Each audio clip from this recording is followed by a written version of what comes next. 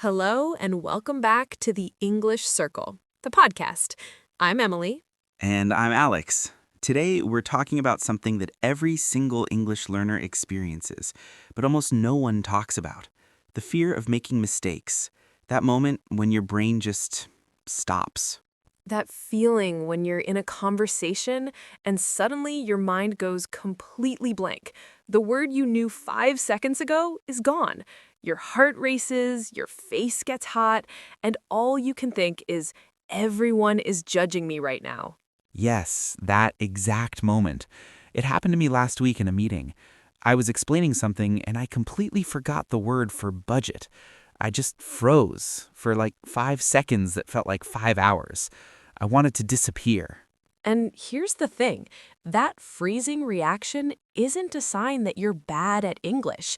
It's actually your brain's survival instinct kicking in.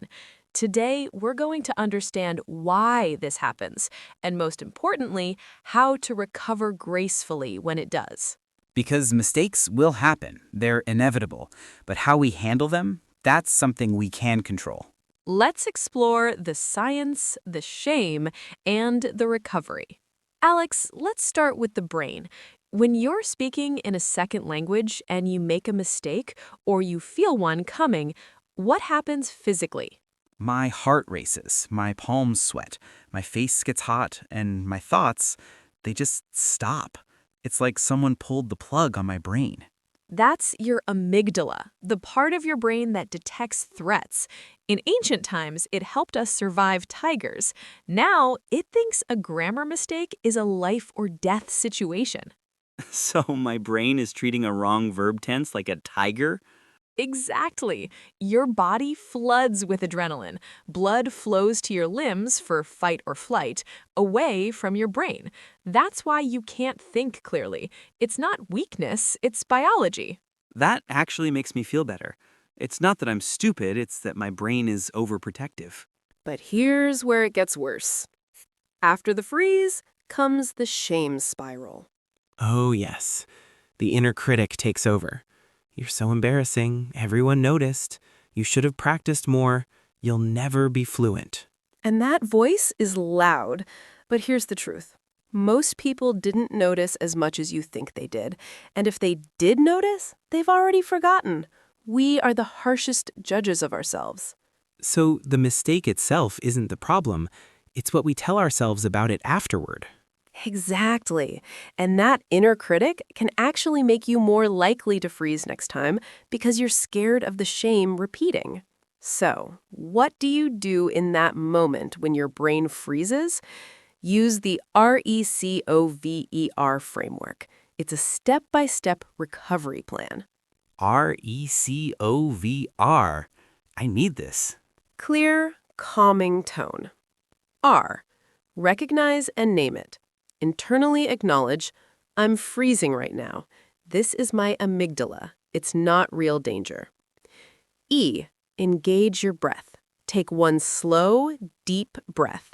In through your nose, out through your mouth. This physically calms your nervous system.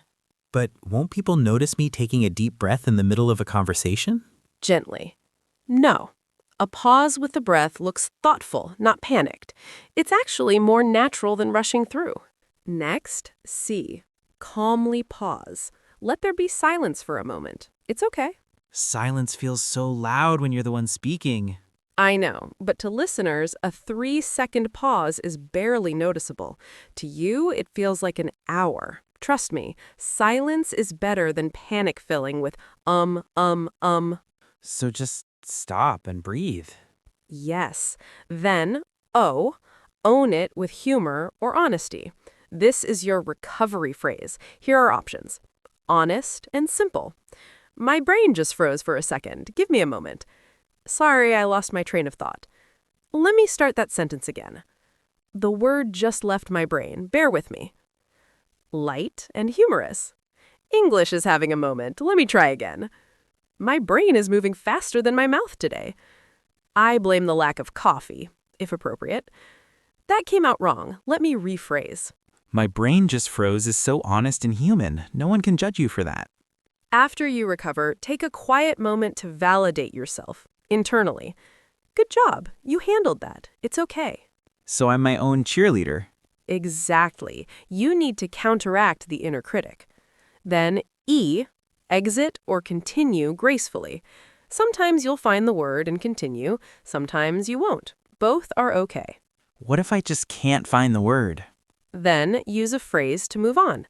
Anyway, what I was trying to say is, the point I wanted to make is, I'll come back to that. What I really want to focus on is, finally, R. Reflect kindly later. After the conversation, don't replay the mistake on repeat. Instead, ask, what did I do well? What can I learn? What would I do differently next time? Learning, not punishing. I like that. Let's practice. You're in a meeting and you forget the word for presentation. So in my last role, I was responsible for creating the monthly brain freeze. It's okay. Take a slow, quiet breath. Sorry, my brain just froze for a second. Give me a moment. The monthly presentation for the leadership team. That's the word I was looking for. Anyway, as I was saying... Perfect. You paused, owned it, breathed, and continued. No shame spiral, just recovery. Now, a different scenario. You say something that comes out completely wrong and maybe a little embarrassing. Oh no, like what? Imagine you mean to say, I'm excited about the presentation, but you accidentally say, I'm excited about the, intimate meeting. Wrong word. Awkward moment. Cringing, I would want to die. Here's how to recover. After the mistake, pause, then smile. Own it. Wow, that came out completely wrong. Let me try that again. Laugh at yourself lightly. Continue. What I meant to say is, I'm really excited about the presentation next week. Then move on. Don't apologize 6 times. Don't explain. Just correct and continue. Wow, that came out wrong with a smile shows confidence, not embarrassment.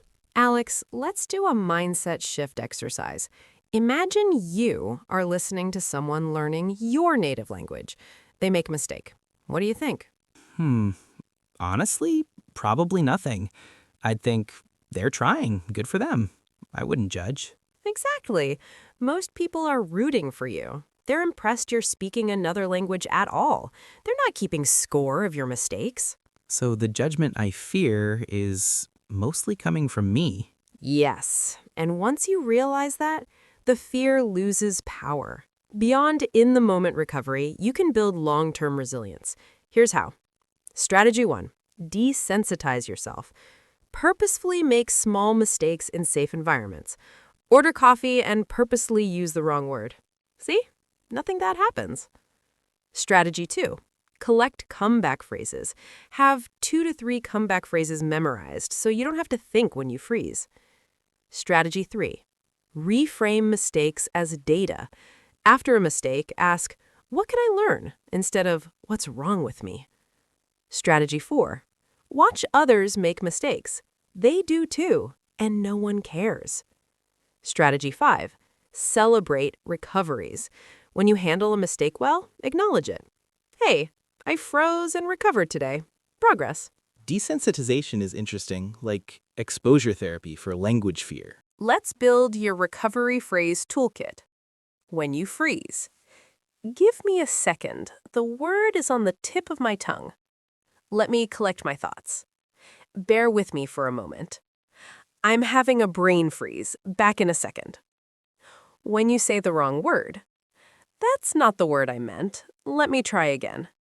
Sorry, what I meant to say was... Let me rephrase that. That came out wrong. Let me explain differently. When you want to laugh it off. My English is having a Monday morning. Note to self, practice that word. Well, that was embarrassing. Moving on. When you need to continue. Anyway, as I was saying, the main point I wanted to make is, where was I? Oh, yes. On the tip of my tongue is such a useful phrase. Everyone knows that feeling. Here's a beautiful truth. Mistakes help you learn faster. Really?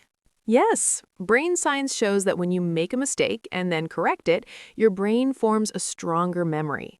The emotional charge of the mistake actually helps cement the correct version. So the embarrassing moments are actually helping me remember? Exactly. That word you forgot and then recovered, you'll probably never forget it again. Mistakes are not setbacks, they're part of the learning process.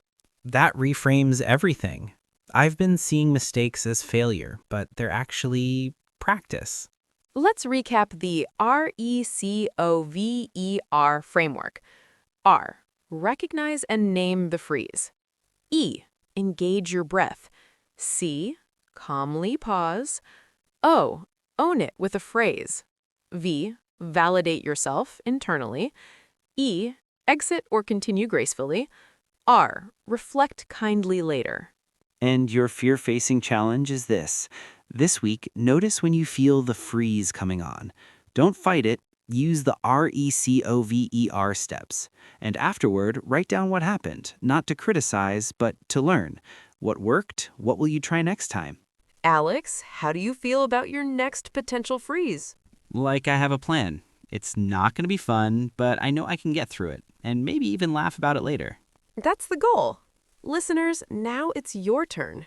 In the comments, share an embarrassing mistake you've made while speaking English and how you handled it. Your stories help others feel less alone. And if you recovered well, share that too.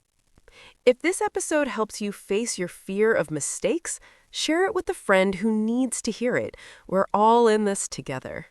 Subscribe to the English Circle, the podcast for more episodes that help you speak with courage, not perfection. Remember, every fluent speaker was once where you are now. They made thousands of mistakes, and they kept going. So will you. Speak bravely, and we'll see you next time. Bye-bye. Goodbye.